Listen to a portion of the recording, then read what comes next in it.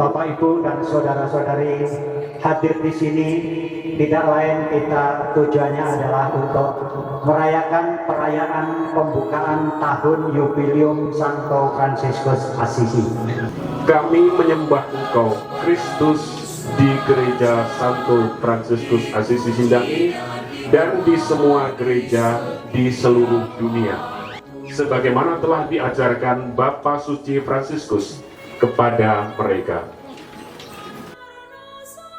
Kami menyembah Engkau, Tuhan Yesus Kristus, di sini dan di semua gerejamu yang ada di seluruh dunia. Dan kami memuji Engkau, sebab Engkau telah menebus dunia dengan salib-Mu yang suci.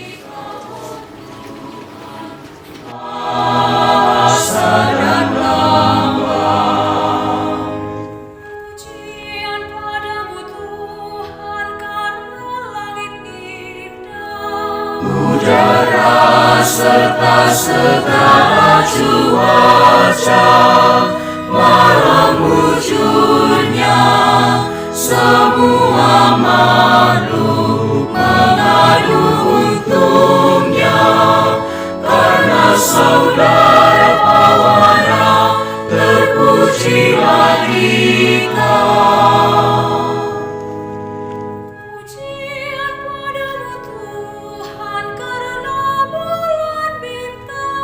Yang Kau pasangkan utuh candra indah serta kartika menghias cakrawala, mewartakan kebesaran Allah nan Maha Kuasa.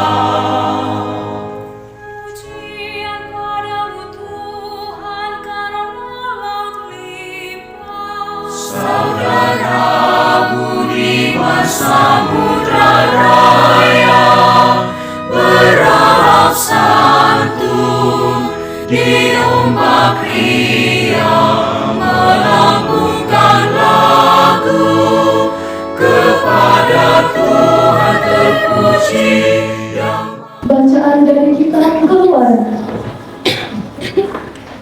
Pada waktu itu Musa bangun pagi-pagi dan naiklah ia ke atas Gunung Sinai seperti yang diperintahkan Tuhan kepadanya, dan membawa kedua loh batu di tangannya. Kepadamulah pujian selama segala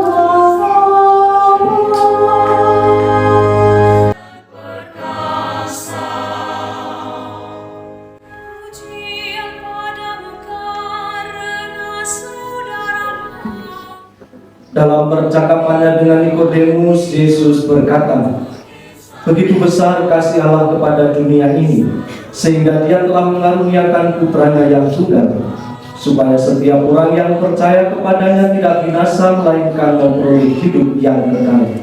Bapak, Ibu, saudara-saudari, dalam permenungan perjalanan sejarah keselamatan, Allah yang menciptakan kita manusia adalah Allah yang mengasihi kita. Ia tidak rela kita binasa karena dosa, maka Ia mengutus putranya menjadi manusia untuk membebaskan kita. Dan secara istimewa, Yesus Sang Putra mewujudkan kasih yang nyata dan kasih yang paling besar. Kita ingat, tidak ada orang yang kasihnya atau tidak ada kasih yang lebih besar selain seseorang yang berani menyerahkan nyawa untuk sahabat-sahabatnya. Dan itu dilakukan oleh Yesus untuk seluruh manusia dan seluruh ciptaan. Perayaan pembukaan Jubileum Santo Fransiskus Assisi bukan sekedar mengenang seorang kudus besar, tetapi menjadi undangan bagi seluruh umat untuk kembali melihat arah perjalanan iman kita. Santo Fransiskus mengajarkan bahwa kebesaran tidak terletak pada apa yang dimiliki, melainkan pada hati yang mampu mengasihi dengan tulus dan hidup sederhana di hadapan Allah serta sesama. Kita sering berlomba-lomba mencari pengakuan, kenyamanan, dan kepentingan pribadi.